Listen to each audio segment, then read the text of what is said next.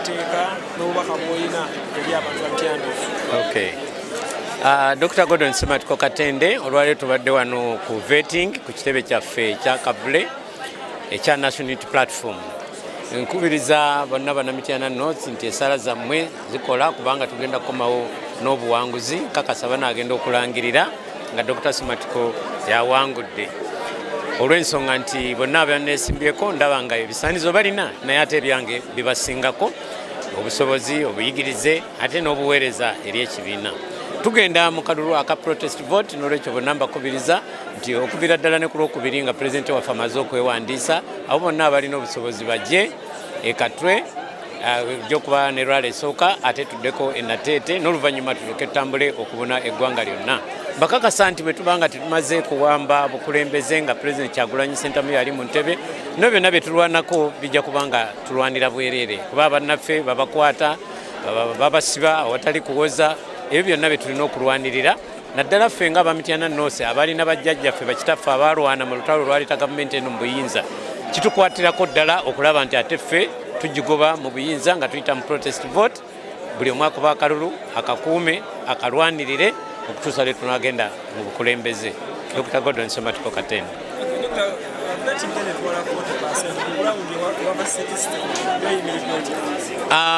Vetting etwala 40% kituufu naye nga 60 era kyatesebwa bulungi kubanga ground yonna nkakasanga njirina bulungi era olw'ensonga nti naweerezaako bye naweereza abantu babimanyi babiraba nazimba amalwaliro abantu bagalaba bagenda ne babajjanjaba ku bwereere natwala abaana ne bafuna emirimu ebweru ne bakuba ebyeyo ne nsaka enguudo ebyamasomero nabyo ne mbikulaakulanya ebyobulimi abalimi b'amajjani bakimanyi ne basakira ebbeeyi ennungi ne bafunira ne roole kati binakolako bingi byobyo ebisooka ne byeyogerera. Ekyokubiri n'okubulaga gye tulaga nti ssaawa yakwenunula nabo ebibanyiga babiraba abaana baabwe basibye kati ngeri ewaffe Kasejjere tulinayo mu staff eyasibwa kati myaka ena tamanyiddwako mayitire nabo babiraba era yensonga lwaki bakkiriza nti bwe mbakulemberamu nga Kyagulanyi Ssentamu ali ku ntikko tujja kusobola okuzza byonna bye balwanirira.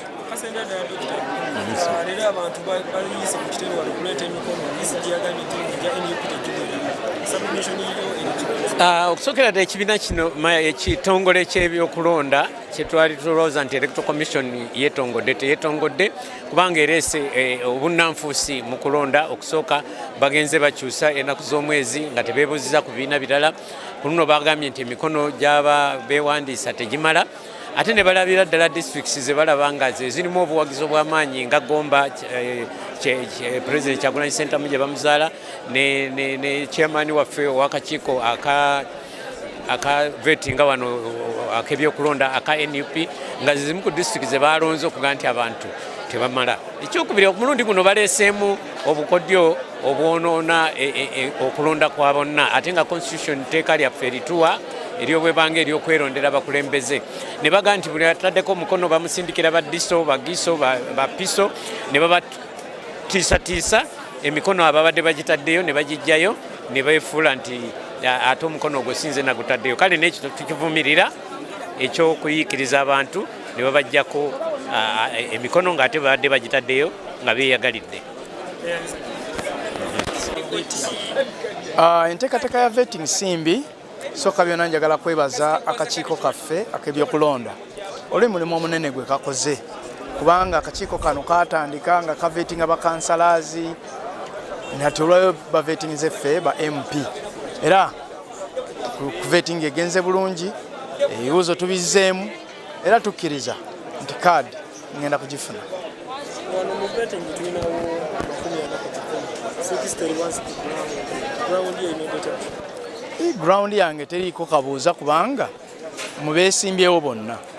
Nze nina amaka mu constituency era nze nsulira ddala ku ground. Ninako essomero, ninako ekkanisa, ninako amaka, ninako faamu zange. Kakati oyinza otoga nti sirina ground. So nze ku ground kwembeera era ground weeri nzikiriza nti kaali kasaba malo gituwa wano tugenda nze njolekedde wa NRM omuwangula.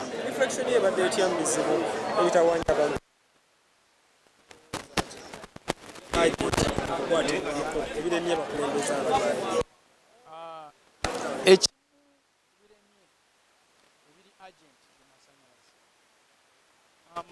Amasanyalaze tulina ebitundu bingi ebitali masanyalaze.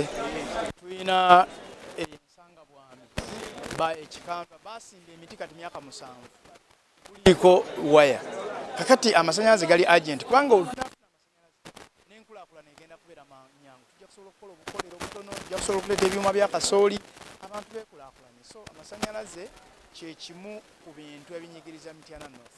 Ekyokubiri enguudo, amakubo mabi tugenda kulaba nti amakubo ago tugakwataganya era nkoze nnyo mu kisanja kino nga ebigoma nkola bulungi bwansi n'abantu ekyo kitufudde ab'enjawulo. So ebintu ebyo byetaaga okukwatibwako then n'ebyenjigiriza. Batunuulidde akanywa kabaddeeyo ku ground mwakalabye. Oyinza kuweyinga otya enteekateeka zino zombiri ekisooka kyalina ku pulojekiti ya kandidate omulungi ne democracy eyolekera bw'otunuulira enkola ya NRM ng'oli bbali oyinza okuloza nti erimu demokrasiya naye bw'otunula demokrasiya taliimu. Mwalimu obubbi, mwalimu violence mu kalulu ako, mwalimu violence, mwalimu okukuba abantu, mwalimu okutta abantu. So akalulu tekalina kuba bwe katyo, akalulu kalina kuba ka mirembe. So ekyo kikafuula okuba akalulu akabi. Naye bwe ntunuulira enkola ekisooka tonalabawo bano bakubagana, tonalabawo bano bayomba, ate tugasse bugasi nti oli n'oli bazze bonna ne babeera wamu.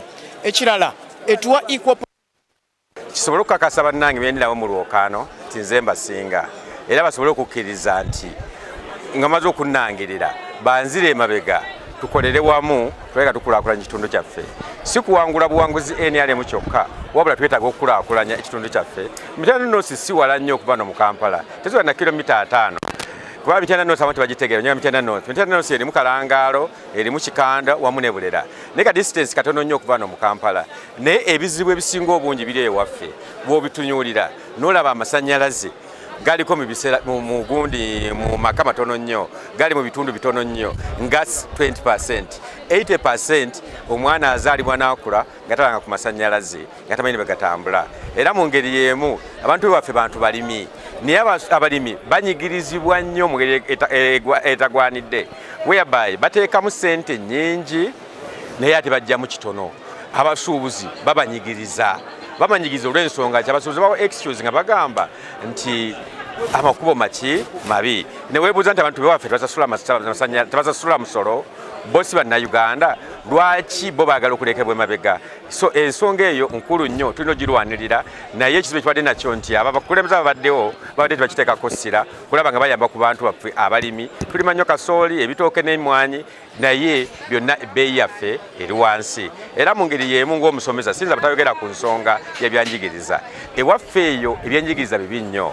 Whereby nti amasomero gaffe more special aga government okulaba mwana afunye mu first grade point 11 yekiba kyewuunyo. So kireetaagisa nti okubanga abantu bafiibwako, kyetaagisa nti supervision etaaga okubanga weeri, kyetaagisa nti omuntu asobola okukola omulimu gwe nga area MP ng'ate ku bintu ebyo olina okukola nga area MP is supervision. Kati bw'oba tosobodde supervise nga projects za government kiba kitegeeza okoze disservice eri abantu bo. So mu bintu ebyo mpulira nze mutuufu bituukiriza era mu ngeri y'emu n'ebyamadwaliro kubanga n'obulwadde buluma abantu ne n'abasawo tebabeerayo ku weekend, babeerayo Monday to Friday. So bwe bumu ku bunafu obuli mu kitundu kyaffe bwe tuyinza okwekwataganyiza wamu nga tubafunye omukulembeze omutuufu yekulaakulanya ekitundu. Era kyenva ngamba bannamityana North mwenna gye muli tulonde Robert Kyagulanyi Ssentamu nga pulezidenti waffe, ate tulonde Isaac Tomusange nga omusomesa era nga area MP wa Mityana North agenda okubakulemberamu, agenda okunula ekitundu kyaffe n'okikulaakulanya okutuusa ku level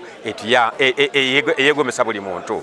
Bwe tulina Mityana North eyo erimu obubwetako obuyitirivu ennyo ddala, naye nga baminisita bombi abakwatagana ku bigambo by'ettaka bonna bava mu kitundu kyewaffe. Naye n'olabira ddala nti tetuyambiddwa n'akatono. Abantu babatwalako ettaka lyabwe, babagobaganya, bababba, ne weebuuza nti abakulembeze be twateekayo bakola ki? time etuuse tolondera omuntu w'omu kitundu omwana w'omu kitundu bali obuzibu bwabwe bajja buzi si baffe zonde kati saazi mbula tulonze omwana wamwe w'omu kitundu omukozi era abaleko nti asobola okukola tujja genda nga tukulaakulana tujja kusobola okulwanyisa byonna ebitunyigiriza era mu ngeri yemu njagala mbategeeze nti tukozese system gye tuyita eya protest vote nga pulezidenti waffe baatugambye bwenna kukoza protest vote tulonda kalulu nga kangi nnyo newadde bwe yewaana okubba tujja kubasobodde okubawangula ekyo kijja tuyamba ogenda mu maaso kyova olaba essaawa zino bali mu kutagaataga eno n'eri nga bagamba emikono tegiweze nga bagamba ate gino emikono gyakozesebwa dda era mwakirabye nga pulezidenti wange Robert Kyagulanyi Ssentamu kisoboka kitya okuba nga talina mikono nga nabaana bazannya katemba bannakatemba ababadde bajja n'obuyungo ne mu boots basobodde okufuna emikono naye kati olwoffe abalina ekibiina kiweero established ekirina bacoordinator ekirina emirandira ku buli kyalo almost ku buli kyalo nti ate temwasobodde kuweza mikono ebyo no bya bulimba ebyo bya Mukama tumusaba ave mu kuzannya politics nga ate yakola ki yakulembeddemu okulondesa twandisuubire yali badde independent ng'ekibiina nga gundi ye bweyogera nti independent electoral commission so kyali bali kitwatambulirako so sikuddaawo ng'otandika okuzannyira ino n'eri naye oba onna bukodyo obubadi bwabwe tubutegedde era kati ngenza okuli olwaleero nga SG waffe atutegeeza temikono gimaze okuwera awo tukibuuseeko so mu ngeri eyo tulwanemu nga bannayuganda nga tukozesa protest vote Museveni tumwesobolera era Museveni ku luno akola ki agenda sigadde nze Isaac Atomusange omusomesa omusajja wa National Unity Platform